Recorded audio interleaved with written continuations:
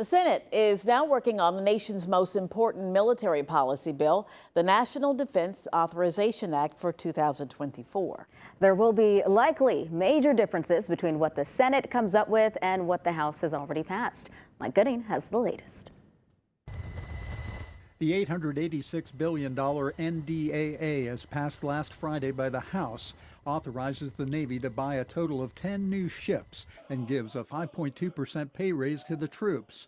But it also includes controversial amendments that overturn the Pentagon's abortion leave policy, restrict medical care for transgender troops, eliminate military diversity initiatives, and bar the Pentagon from implementing climate change initiatives.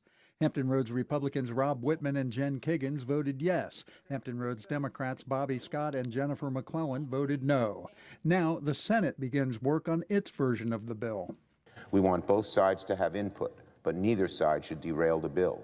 We should avoid the chaos we saw last week in the House that greatly hindered their NDAA process. So far, we've avoided that. Virginia Senator Tim Kaine chairs the Senate Sea Power Committee. He says despite the current major differences, he is confident that ultimately the two chambers will reconcile their competing versions of the NDAA and consensus will be reached.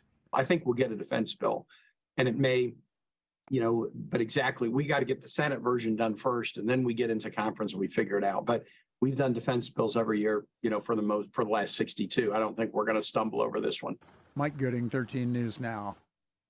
Kaine plans to introduce two amendments, one that stops presidents from withdrawing the U.S. from NATO without congressional approval, and one endorsing the framework for an agreement that lets Australia get U.S. Navy Virginia-class submarines.